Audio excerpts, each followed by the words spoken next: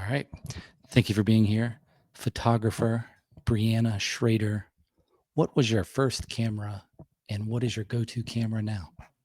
Oh, that's a great question. My first camera would have been a Canon film camera when I was a kid, shortly before digital came out, and I actually still use Canon to this day. But now Nice. I'm on So is a it fully digital, mirrorless, top of the line, very different camera, but same brand. is the mirrorless the DLSR or is that Yes, a different it's a one? DLSR. Okay. All right. I have a Sony, one of those that I was going to use for doing the podcast and everything. And then there was so much you had to get to be able to hook it in to be the camera. It's nice, but then there's so many other web cameras that are just easier. So Yeah, I went with ease on that. But keep it I simple. still I still have that and I try to get out and use it every now and then. But the phone, the most popular camera is the one that you have with you all the time. So Of course. Easiest one to carry around. yeah. Yeah, So the beginning camera with the film, was that like a 35 millimeter, that it was. Hmm. the point and click ones? Okay. Hmm. Yeah, and it was, I mean, when I was growing up, it was a lot of well, everything was film, but it was, the disposable cameras. I'm sure you remember those, right? We were Yep. busting out disposable cameras, and I was laughing with my husband recently about, the days when we used to go and pick up a stack of pictures from gosh, where was it? Whatever drugstore it was that was, Yep. printing them for you, and you would just be it was just surprising which ones came out and which ones didn't. It was just it's such a different world now with knowing what we've captured instantaneously. And I imagine one day I'll be telling my children about the pictures I used to take and have to go wait until I could pick up a stack of them to see what showed up and what didn't, and they're gonna just have their minds blown. Yeah, I've seen the new attachments you can put on a digital camera now that makes it look like the old 35 millimeter film. It's Isn't that just funny? some sort of individual filter. You could probably get a digital filter to do the same thing, but the gimmick Yeah. of advertising. It's so funny the way we've kind of gone backwards in that way, because people are really liking that grainy film look that we were striving so hard to get away from. And in fact, a Yeah. lot of wedding photographers now are going back to film, and they're using it as an upsell to their clients, is that we do film and we do digital. In fact, my wedding photographer shot on both digital and film. And to be honest, I like this is an unpopular opinion in the photography world, but I couldn't care less about having film. But I just think that there's so much you can do digital. I can make it look the same. I can do whatever I want with it. So to me, that would never be a selling point. I know how to do it. I don't care to do it. But it's just fascinating to me the way that people have kind of gone backwards in that way, and they're wanting that old vintage vibe. Yeah, I like the digital film better. Like my wife gets on me sometimes for taking so many pictures and I'm like, "Well, are you worried about me using up the digital film?" And cuz you have to, before you were limited to 12 or 24, like if you're on a Yes, school field trip and you had the camera. And gotta save them. when I was in school, it was even before the disposable camera. It was the rectangle 35 millimeter or a smaller one.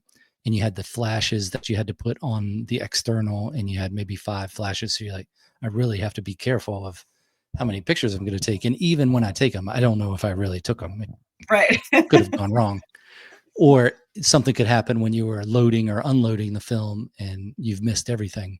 Yep. But the digital, I like, especially if you're out in the world, that you can take the pictures leading up to it and then the pictures after it. And then Mhm. sometimes those might be a little better. So why not take a few more pictures? I do Absolutely. turn off the shutter sound of the digital camera because I think that's more of a film camera sound. But I don't know. What's your professional opinion on shutter sound? I like the sound of the shutter just because I feel like when I'm in the zone of shooting, I want to know that the picture was captured. And without happening, I don't shoot from my viewfinder. I'm still old school in that, or not viewfinder, but the LCD. I still shoot from my viewfinder with my eye in the viewfinder. Most of the time, I kind of play back and forth, but when I'm in the zone, that shutter click like just reminds me that okay, I snapped it. Now I can keep moving. And I don't know, I haven't even tried playing without the shutter click. And I know that's a capability now that I'm on mirrorless, but I like it. I like that. However, I will say that there has never been a time that I've thought my camera was so loud than when I'm photographing a church ceremony or a newborn baby. And that shutter click sounds like the loudest thing in the world. So there's a time and place to turn those things off. If you have a camera with that capability, for sure. It'd be nice if they could put the flash sound in there too, like the sound of the bulb breaking, just Right? so you can have that feedback just for fun. Yeah, just to feel, like you're back in the day. When you're taking the picture with the mirrorless, do you have it hooked to a screen where you can see a larger picture of it as you're taking them, or Depends on the is it scenario. just So, like when I'm doing corporate headshots, yes. That way we can make sure that I recently was photographing, I think it was 200 employees at a company, and we were having them choose their photo before they left the room, so that we mm, didn't have to do any culling, any post production at all. We wanted the project done. So each person, we'd snap 3 or 4 shots. They'd go and they'd look at it on the computer, pick the one they liked the best, and then we moved on because we were just doing badge photos. But when I'm photographing newborns or photographing weddings or even brands, I don't do that. I just kind of I want to be free, and you have to be tethered to the computer in order to do that. So it really only works in a corporate headshot setting, really. mm. Yeah, that makes sense. When you do the 35 millimeter or the film with, do you develop that yourself or do you have to send it out to get developed now? You have to send it out. Yeah. I mean, so I went to college, I went to Cal State Fullerton, and I got my degree in photography, and everything they taught us was film based. So there was almost no digital, not because it didn't exist. It certainly existed. They just were teaching us the fine art aspect of it, if you will. And so we developed all of our own film and prints in college. And so I know how to do it, but to do that now, you have to have light tight rooms and developer and all those crazy, crazy things. So it would be a very costly experience. And there's not really many options anymore to go and like rent a space to do that. So you just have to send it out and hope for the best.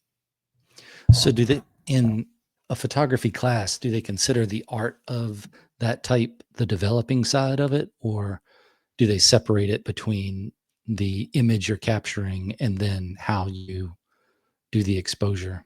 I mean, A do little you bit of still talk about f-stop and all that or Oh not? yeah. Oh yeah, because that's still very, very much. I shoot everything manual, so I have to know my f-stop, my shutter, and all those things, which is what I learned mostly in college was, how to use my camera manually more than anything. But it was considered fine art for two reasons. One, because of the stages of development and having to do all of that, but also everything we created had to have a concept. So we couldn't just go out and, take a picture of a family and be like, oh, I took this because they wanted family portraits. You had to have like a story behind your project, and it had to be a series, and it had to have a conceptual aspect to it. And so it was very like, I was already known as somebody who was going to be a sellout because I was going to get into like commercial photography in that Mm. world. Like there are a lot of the people that I went to school with got into studio art and gallery shows and things like that. And I knew when I got into photography that I wanted to shoot weddings. So it was kind of funny because in that world, that was like very much a faux pas to be an artist, Mm. photograph weddings. It was kind of looked down upon. I mean, you're still telling the story with the wedding pictures. Absolutely. It's Absolutely. it's it's a lot of like the same storyline, but certainly different aspects. Absolutely. And every wedding is different, even if it's all the same venue. Every story is different. So absolutely. It's just yeah, it was just a weird dynamic in the creative photography or the creative art world of college versus I knew I needed to make some money, and I didn't want to be a starving artist. So I was like, no, I'm not going to be a studio artist. I'm going to go out and I'm going to photograph weddings. And from that, I went into doing family portraits, especially during COVID, when weddings literally went, for lack of a better term, offline, and we just weren't having weddings. I had to pivot. And now I photograph brands as well. And so there's just been a ongoing evolution of my business over the years that I don't think I'd be anywhere close to if I stuck to the fine art world. As much as I love it What's and appreciate it. when you do a brand type story, are you looking like, are you just saying, I'm going to take a picture of this McDonald's sign and this the store? And is that what a brand photo op is So like, or is it something So different? brand sessions are more, at least the way that I do them. So I do more personal brand sessions, meaning if you have an online business or even like, you have Hump Day Podcasts, right? So let's say we wanted to brand Hump Day Podcasts and brand you as the host of it. I'm photographing you and telling your story and of who you are, your personality and all of those things. And I'm tying it together with Hump Day Podcast as the business, if that makes sense. So Mhm. I have a lot of coaches and things like that that I work with. So we create content and we create photography all around them and their business so that we're bringing the personal parts of their life and the business parts of their life together so that we can build that know, like, and trust factor so that people learn to know who you are. They start to like you because they know that you share their affinity for wine or for doodles or whatever it might be. That allows them to connect with you on a more personal level. And when they connect with you on a personal level, they're far more likely to trust you. And then they're far more likely to engage with your brand. So that's more what personal brand photography is about. Okay. Do you have other photography that you do outside of your professional side? Like, do you like to take pictures of like theme things like barns, trash corrals, sewer covers, Just my anything like kids. that? I Mm, I photograph my kids like crazy. I have two little girls that are 3 and 6. So honestly, when I'm out traveling, it's really become challenging for me to make the decision of whether or not I bring my camera with me because of all the gear that comes with little kids. mhm. and and the freedom that comes with not having it. It's literally something I don't think I'll ever be at peace with 100% either way. Because when I do bring my camera, I feel like I'm too engaged with wanting to capture the right photos and get the right lighting and make sure that, everything looks beautiful and artistic and versus being in the moment and then wishing I had my camera to capture it. So right now, about 50% of the time that I travel, I leave my camera at home. And when I do bring it, it's a headache, but I always am happy that I did it because then I have more stuff to put in my kids' album at the end of the year and that kind of stuff. So So no using the phone camera then? I use it constantly, actually. Oh, I okay. use it All both. right. I am never not photographing. It's as good as the phone cameras are. So I do two things for my kids every year. I make them a beautiful lay flat, stunning album of all of the professional portraits I've taken of them throughout the year, whether it's the first day of school or we lost a tooth or whatever their milestones are or their birthday sessions. I put those into this big, beautiful book every year for each of my kids. But because most of the time I'm out with them, I am snapping on my phone and I don't want those to live only on my phone. I also do, what is it called? I'm forgetting the name of it, but there's um, a company that does, oh, they're called chat books, that are monthly chat books. And they literally pull all the best photos automatically from your phone for that month. And you can make a tiny little like 5x5 book of that month. And so I do that as well. So I have my place for my cell phone photos and I have my place for my professional photos. My kids' entire lives are going to be like volumes of books documented. Pretty soon you'll be going to a photo hut in a parking lot to pick up a chapbook Yeah. of pictures, and it'll be just like you're picking up your film pictures. It's Yeah. Right. and if it's all the best ones, I don't maybe when you're taking it on film, you're more selective about what you're doing and lining it up, or maybe it's just chance. I don't know. But Yeah, there's mm, definitely a tendency to overshoot in the digital world. And you're right. Like back when we were shooting everything on film, we had to be very selective, nail the shot. And that's an ongoing practice for myself and my team now is to not overshoot. So if I'm out and I'm shooting a wedding, and I have 4,000 images to cull through afterwards, I'm not happy. It's too many. It's too many for me. It's too many for my clients. So we try really hard to hone in our skill, snap the shot, maybe get 2 more for safety, move on. And it's tough. It's tough, especially if something is, really special is happening, like the ceremony. You're always going to overshoot at a ceremony because you want to make sure that you don't miss the moment. But in other moments where we're posing and we're directing the couple or I'm directing a family, I can be a lot more strategic and take my time, make sure I've nailed it, and then not overshoot so that I have, thousands of images to run through afterwards. Here's a sales add-on idea of, call it legacy books, where every month they can sign up to get randomly selected or AI selected or however those other books are selected out of the entirety of the shoot. Like if you have 4,000, and then every month they can get, or every anniversary, they can get a book with however many photos of it. And you don't have anything to do with it other than it's just taking from the database of that. That's a Just a great little idea. idea. That's a Just great idea. a little idea. Get on that. It's legacy books or I love it. anniversary books or whatever. Yeah, that's a great idea. It's kind of like the thing you get on your iPhone where it just says, these photos, if you swipe left on the home screen, and it has the photos of either specific times and places or when they're all mixed up. And then you're like, oh, well, now I'm going to have a little more screen time because I'm going to see what I was doing in 2012. Right. And then it feeds you the 2015. next one. And then the next Yep. one, and then the next one. Yep. And it's like, oh, summer at the pool or summer 2022. And then it jumps into summer 2023. And you just go down that rabbit hole of those memories. I love those though. Those are great. Yeah. I don't have kids, but I have had dogs over the years. So you get a lot of dog pictures. And I imagine kids' pictures are probably twice as many or an order of magnitude more than you take pictures of your dog.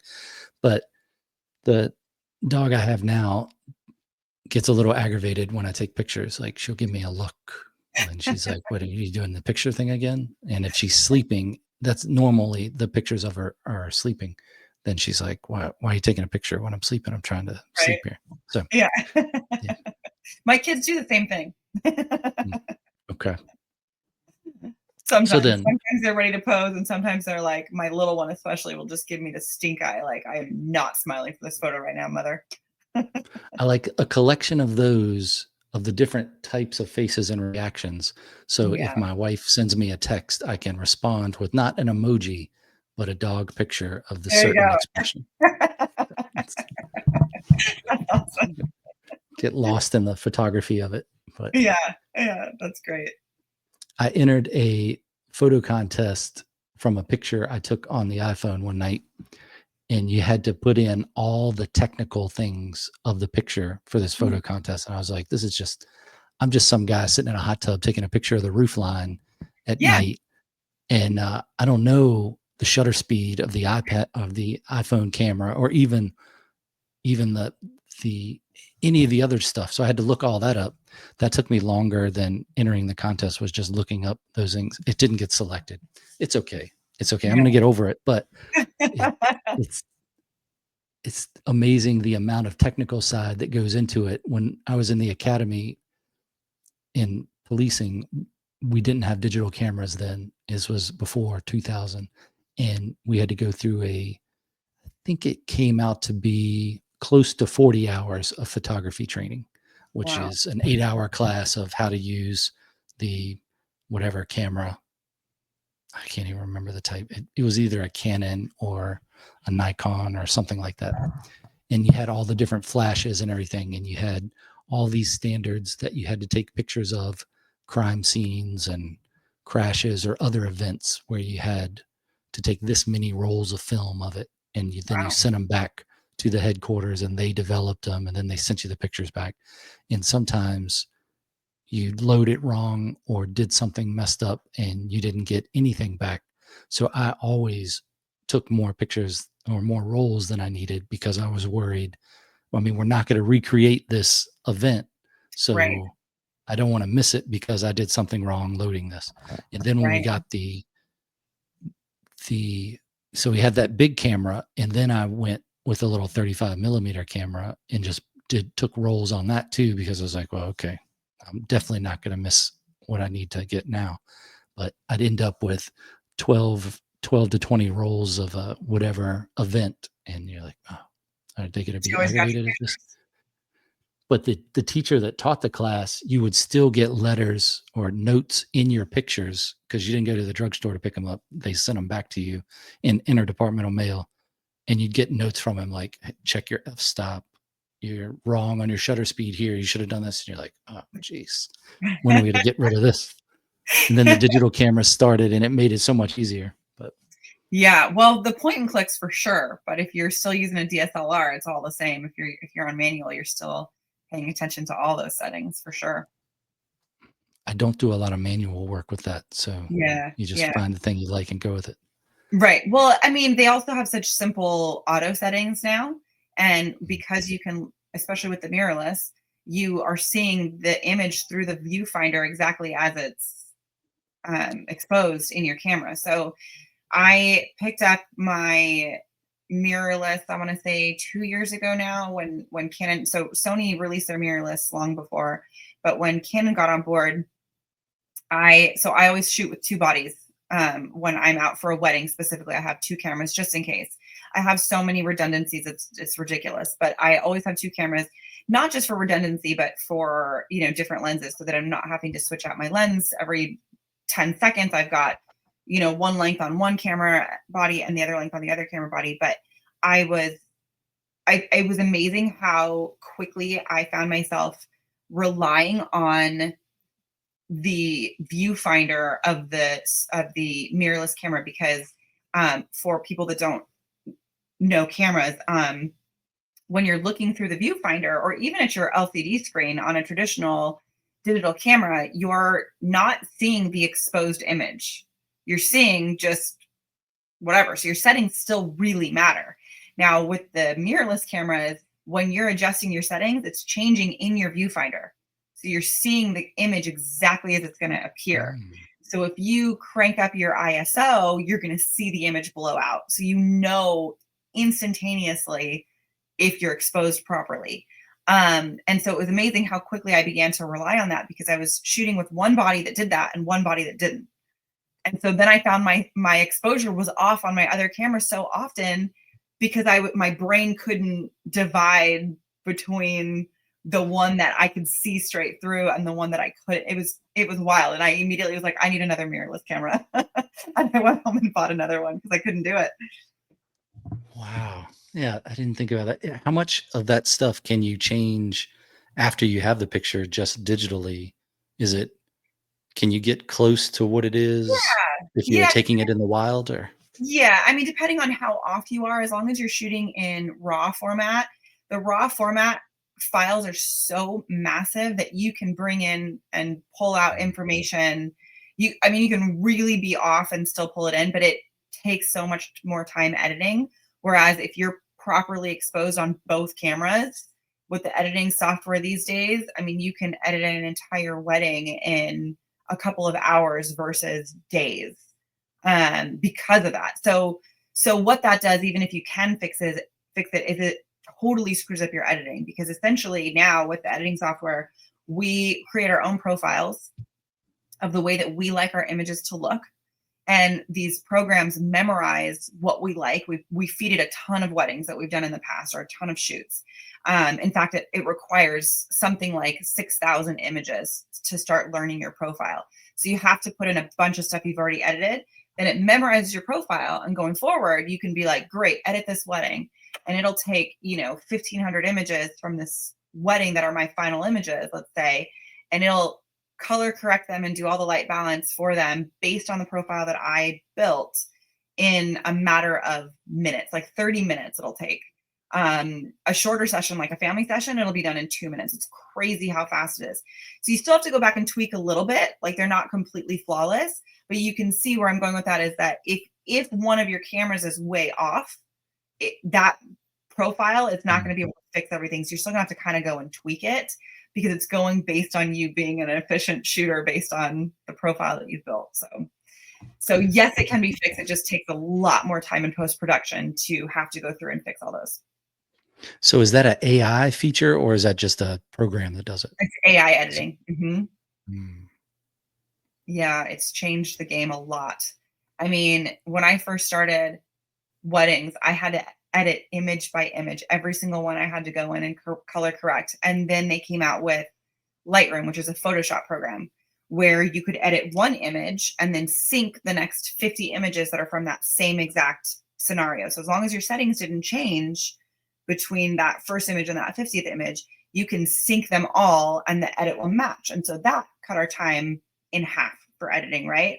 And now we have these AI programs that we take all those Lightroom catalogs from Photoshop Lightroom and we fed it into this AI system to learn it, very similar to ChatGPT, learning your language and learning your cadence and learning stuff like that. We're feeding it images so that it learns our editing style and learns what we like in different lighting scenarios. And now I can take an entire wedding and all I have to do is cut out the trash images and then drop the final images into this program and it edits in minutes. Again, you still have to go back and tweak because it's not completely flawless, but the more that you train it, the better it gets over time. I mean, I've been at it for a couple of years and it's still not flawless, but that's also because I'm very particular. So I need to go through and look at, I don't touch every single image, but I'll look at a block of 100 images and be like, okay, let's fix these three. For some reason, it pulled more blue here. So let's tweak those. But it's still, that will take me 2 hours, total to get through an entire wedding. A family session, I can do it in 5 to 10 minutes and have it completed and ready to be, shown to the client. But it used to take me 4 to 5 hours and then my brain would be fried and I have to come back the next day and the next day, over 3 to 4 days to complete an entire wedding. And now we can do it in 2 hours max. How much in a family shoot is it your preferences versus the client preferences? Like they think I want more shadows than this, or so I like to to think take that famous families like the Addams family, taking a photo shoot would be different than right. The opposite. Yeah. So, I occasionally get that question, like, can you edit in a more dark and moody style? And typically my answer is no, Mm. because I have Oh. my own style and you find me for my style and my aesthetic. And if you don't like it, then I'm not the photographer for you. So if you're looking for dark and moody, I'm probably not the person that you want. However, I have been known, yes, I can edit that way. I have been known for the right client to be like, all right, for you, I'll edit this way. But for the most part, we create a look and we create an aesthetic that's all our own, photographer to photographer. And if you look at my website, you look at my Instagram, you see that my stuff is very true to life. It's on the lighter, brighter side. And so if you're looking for that dark, moody thing, I'm not going to resonate with you. Now for brands, it's very different because brands have their own aesthetic. Brands have their own look. And so I will more often for brands edit in the style that is true to their brand, but it's still ultimately most of the time clients seek me out for my style and they like my style. So it all comes down to my preference for the 99% of the time. I wonder how effective the AI program is at getting a certain, I don't know if you'd call it a vignette or whatever, of like take 50 pictures you took and then they put it into a program that says dark and moody, or Mhm. make it look like 35 millimeter, or put it Yeah, in black and white or something like that. they can all do that. So these programs so you can either go in and use somebody else's profile or you can go in and create your own. So I've created my own profile within my system, but I have access to 50 other profiles and I can be like, okay, I like this one. This one looks more dark and moody and that's what this client wants. So I could run it for that. And depending on the AI system, so for example, the one that I use, which is called Aftershoot, I can run my edit as many times as I want. So I can take those 75 images from a session and run it for my profile because that's what I want. And then I can run it for what profile the client likes. Now they don't see it. They just tell me they like dark and moody. And I pick the dark and moody profile that I think looks the best. And so I can then export it both ways so that I have something for my portfolio and they have the images edited the way that they want. So yeah, I mean, it's endless. You can buy profiles, you can buy filters, you can do all that stuff within those programs. You can literally edit it 50 different ways and it doesn't cost you anymore for after shoot. There are some that they charge you per image to run through. So eventually then AI will have its own thing that says this is in the style of Brianna Shrader. Yep. And then it does its thing. It already has it. Yeah. I mean, not for me specifically, but yeah, I mean, one program I was using for a little while literally had the photographer's style and it's like the photographer's name and is a profile that photographer built. And I mean, I'm sure there's some partnership or whatever. They only had like 10. And then there's some that are just named like Lemon Zest or Bright and Colorful or Dark and Moody. And they have just different names to them, but they're all created by photographers. So you could take a raw photo, get all that data of like a waterfall, and then say, give me this picture in the style of Ansel Adams, and come out with something that you go, oh, there it is. So they're not necessarily like, not quite that.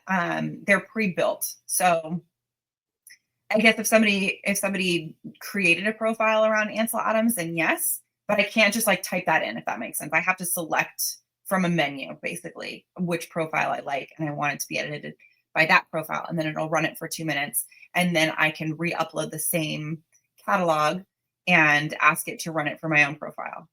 Does that make sense? Yep. Yeah, a little different. So it's developing the AI's eye for photography. How does a human develop an eye for photography? Like I've seen people take pictures and they're just bad. And then I've seen people that capture it and you're like, that's pretty good. Yeah. And it's strange because the people that take bad pictures routinely take bad pictures. Right. Yeah.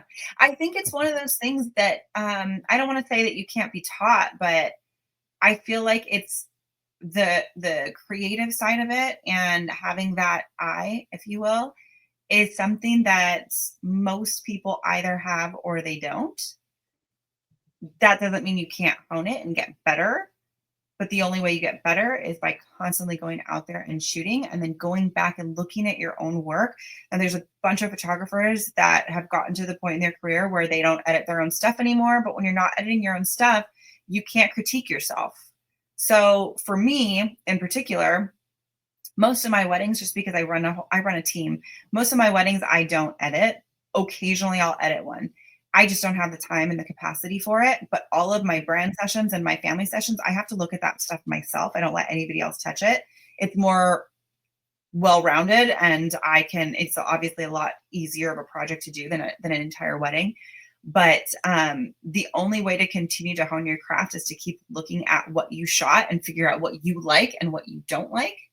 But I do think that some people just have that eye and some just don't. But those that don't can develop it if they just keep going out and shooting.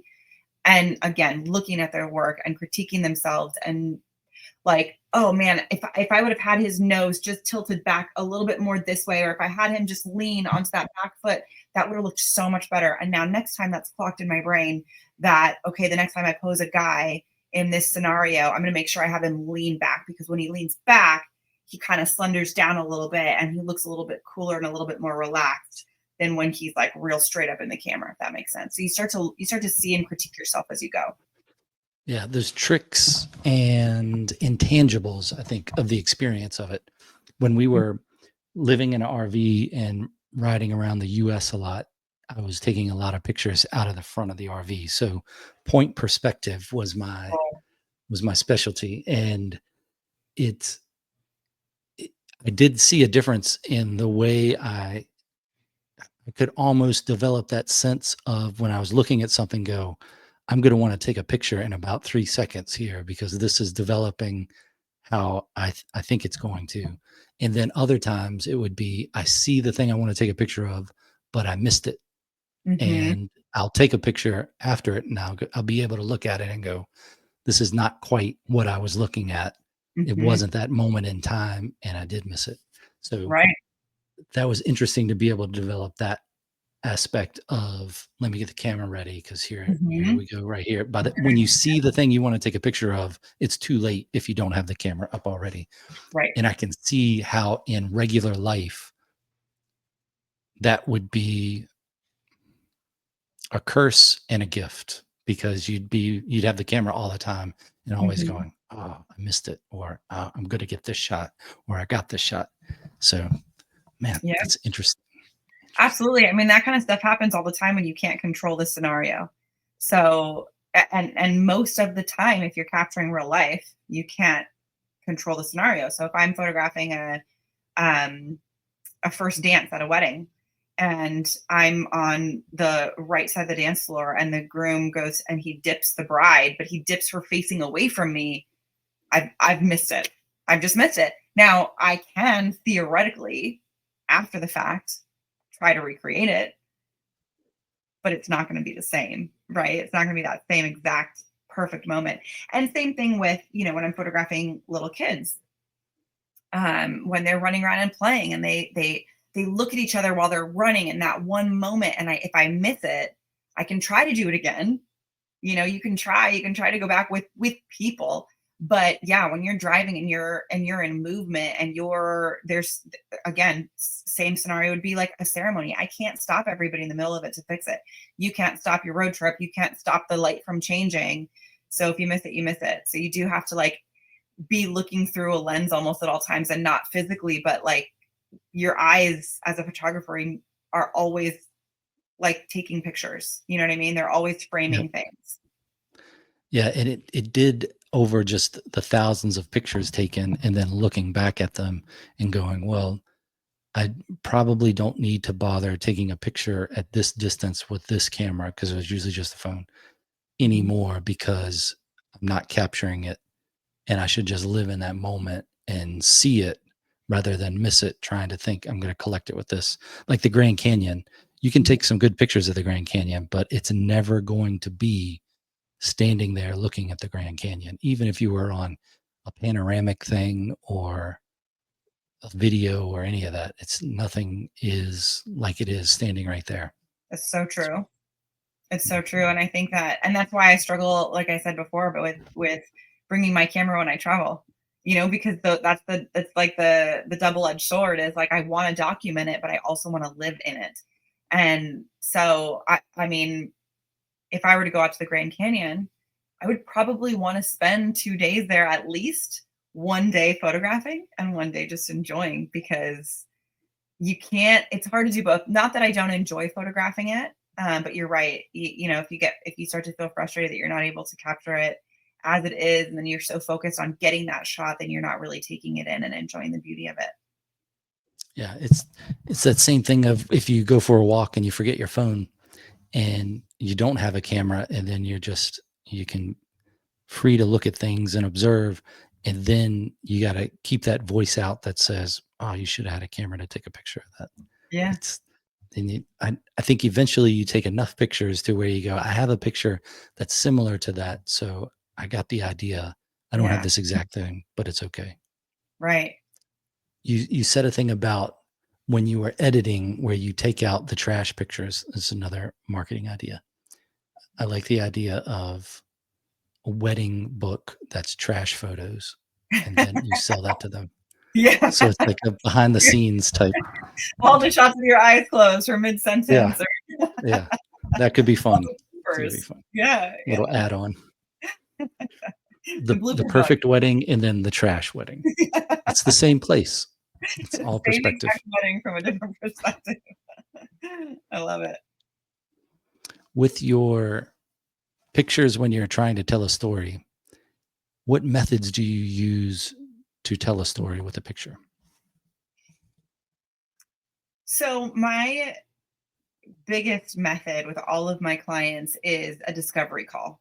So whether I'm photographing your wedding or your family or your brand, I either sit down in person or on Zoom with every single client, and I learn about them. And I learn, let's take families for example. I learn about each kid in the family. I learn about their hobbies. I learn about their likes, their dislikes. I ask their parents to describe them in 3 to 5 words so I can get a feel for what these kids are going to be like when I arrive. This helps me prompt them and engage with them and create a scenario where they can be their most authentic and most natural and most comfortable. Because my sessions aren't about the perfect posed, everybody sit here, turn this way, look like that. While I do direct and I do obviously choose the setting and put dad here, mom here, kid number one here, you know what I mean? I set up the scene to get that perfectly posed photo. My favorite photos and the ones that really shine for my clients are the ones where they're interacting with each other and they're laughing and they're snuggling or they're racing or they're doing whatever. And so having that discovery call is really essential for getting that right moment. Especially like a scenario where one of the kids has a learning disability. If I don't know this ahead of time and I don't know that that kid has a sensory sensitivity and doesn't like to be touched on their arm, like I'm going to put this kid in a situation where they're upset or they're uncomfortable and the photos aren't going to come out. So the more that I know about my clients in any given scenario and their relationships with each other and the dynamics within the family, the more relaxed and fun our sessions can be, and the best moments I can get out of them because I've learned and I know to ask them about baseball and I know to ask them about, their favorite video game or whatever it might be. Or if it's a really little kid, I bring a truck. If I know that kid likes trucks, I'll bring one because then that helps them warm up to me. So those would be that's my biggest thing that I do that I think has made the biggest shift in the moments that I'm able to facilitate and capture. I guess there is the big difference between capturing that portrait and capturing a memory. So Yeah. I like that. If you have them racing or something or smiling or interacting with each other, that's good. I also like the idea of saying, okay, mom, you're here, dad, you're here, kid number one over here, kid two. Yeah. Like, do you assign them the numbers or do you call them by name? Because I like the numbers. I like the number system. Like y'all paid for the number package, right? With the name package. That's this. You also get a free legacy book, and every year, and a trash book. And a trash book. Right. Oh, that's great. Do you write down your thoughts on photography as far as the things you've learned or the methods you use? Do you keep that track of that and like writing it down? Like, this is, for example, with the guy, you want him to have the nose down and leaned back a little, or is that just something that is in your mind and you're just holding it all there? When it comes to critiquing my work in that way, that usually stays in my mind.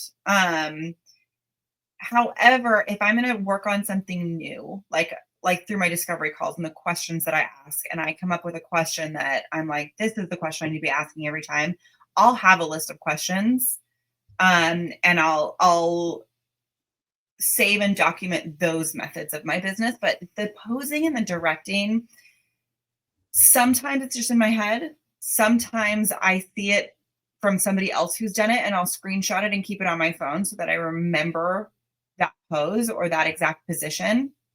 Very rarely do I ever refer to any of it on the spot, but I will, before every session, sit in my car and either if I've got like a vision board with my client that I've created, I'll kind of review it so I remember which poses they really love, like for a brand, right? Which poses they really loved. I want to make sure that I've got like, I'll stick with a number. Be like, I need 5 different looks in this particular scene. And I'll remember that the first pose had her foot in this position. You know what I mean? I'll kind of memorize it before I go in. And certainly with my notes on the kids and the parents and their dynamics and what they do so that I don't forget, and that I don't look like a jerk pulling out my phone trying to remember people. I try to make sure that I get there early. I sit there and I kind of like run through all my notes on the client and run through whatever visual inspiration that I have before I go in, so it's all fresh in my mind. Certainly their names and ages, so that I don't get out there and call them number 1, number 2, and number 3. I like it.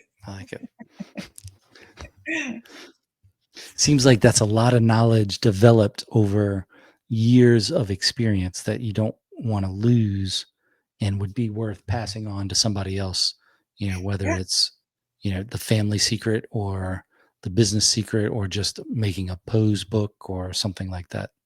Yeah, I actually started an education platform for photographers earlier this year. I launched my first business for photographers program, and I've kind of put a pin in it for now, but I do want to come back to teaching because I do think that I mean, I've been in my business for 10 years, but I got my degree about 15 years ago in photography. And I do have a wealth of knowledge and tips, and I teach my team constantly. But I do want to pay that forward to other photographers over time.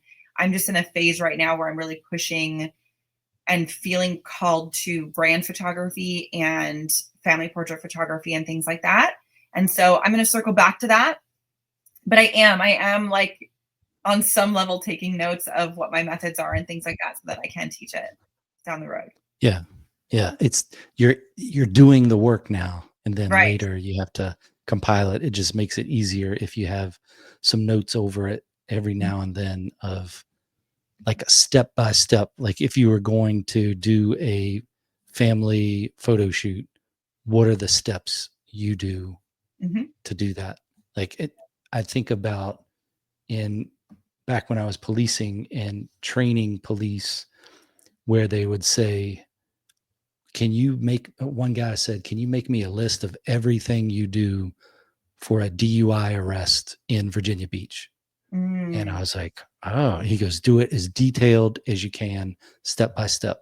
I was like, yeah, that would have been useful when I started if I had something like that, yeah. because you're just learning it all. I mean, you're with somebody that's done it before, but then you can also see what works and what doesn't for other people, what worked for you, and then listing those down step by step. It really, the teaching part of that made you think, well, why do I do this? Can I do this a better way? Can I maybe take out this step, or do I need to add another step in here? Right. And Make it your own. it, yeah, it was pretty good. It was a couple pages, and it's not anything that you would read every time you're doing it. It's not like a treasure map or anything where you're going, okay, now we're here.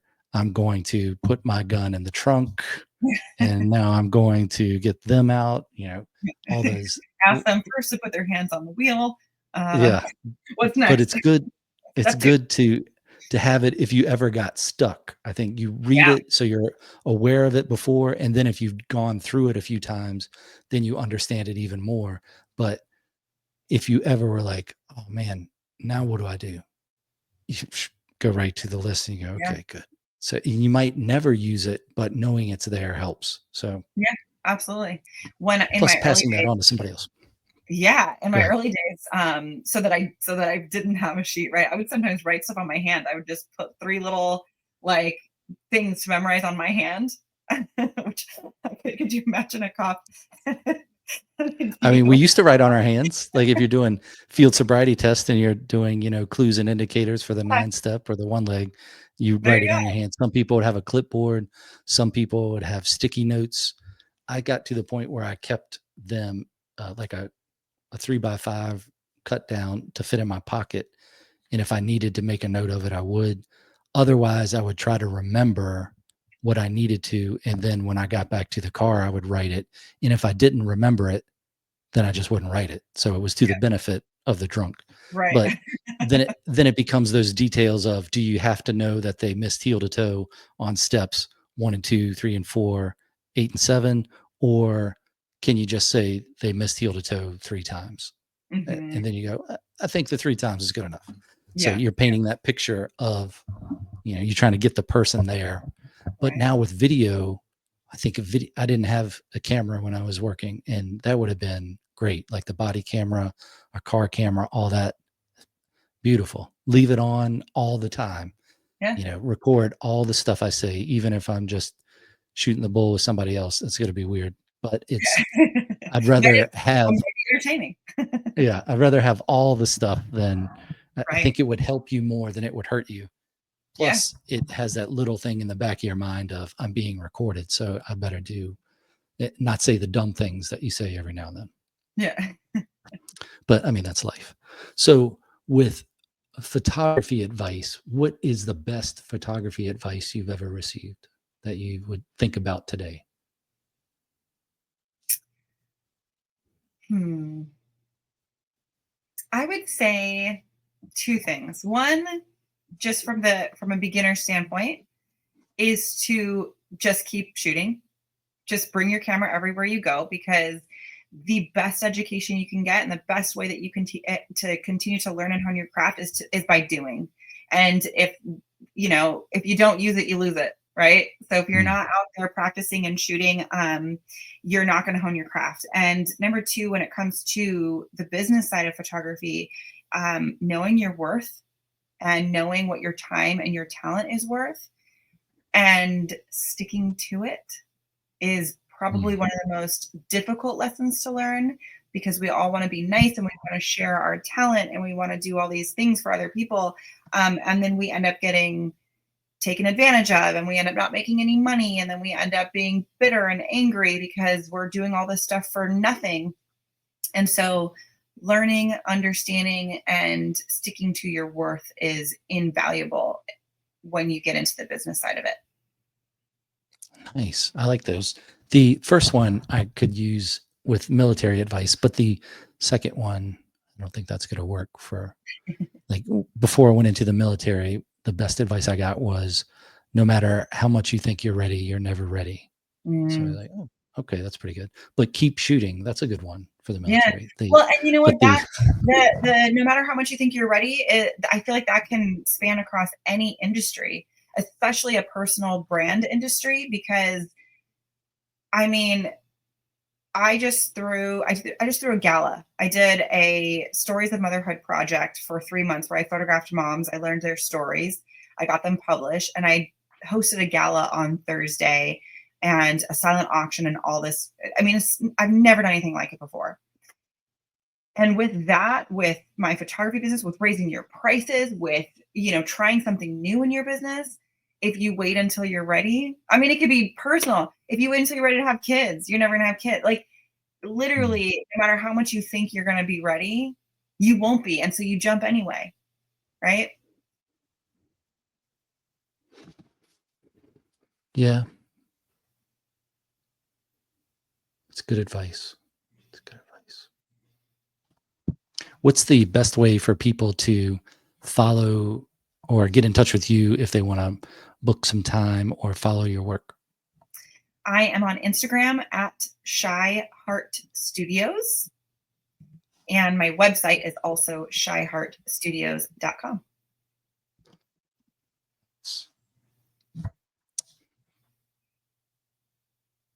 I guess for a kind of a wrap up or maybe a closing idea, how much creativity do you think it takes to be a photographer?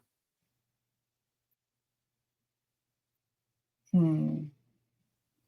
I think it takes a lot of creativity, because you have to, there's so many different aspects to it. So I guess it depends on if you're a hobby photographer or a business photographer. So I think as a hobby photographer, your creativity is limitless. I think as a business photographer, you have to have both creativity and a business mind. And you have to have the ideas, which I also think comes back to creativity. So I think it takes a lot to have a creative mind and to implement that creative mind. And it takes even more to turn it into a business. Where do you think creativity comes from? I think you're born with it. I don't know if it's a left hand, right hand, left brain, right brain thing. I mean, the people in my life that I know that are creatives have always been creatives. And and they might not start out that way in their career. They might start out. I know a woman who always wanted to be a creative, always wanted to be a photographer, but she, in her family culture, that wasn't allowed because it was just a hobby. And so she got into a career that she wasn't passionate about and she wasn't happy. And one day she was like, life is too short. I want to do what I'm passionate about. And what I'm passionate about is photography. And so she left her career and started a photography business. So I think that I think it's in you from the start. It just, not everybody wants to step into it because the creative industry is scary. because it's not guaranteed. It's not a 9 to 5. It's not a salary paycheck that you're going to get. It's up to your level of determination and effort and passion to make money doing it. And I think people shy away from that out of fear, whether they're creative, whether or not they like feel creative to their core, they might be, and they might just be suppressing that. It's good. Anything that you wanted to talk about that we didn't, or any thoughts you have in closing? I think we covered a lot. I don't think I've got anything else.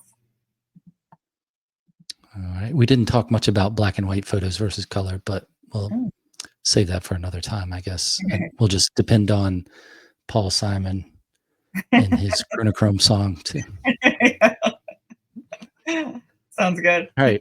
Well, thank you very much for your time. In the show notes is your website, so people can go check that out. It's a nice website. It's very bright. That's your brand, I think. Yes. Bright and airy. So I will talk to you on the other side of this musical exit. All right. Thank you so much.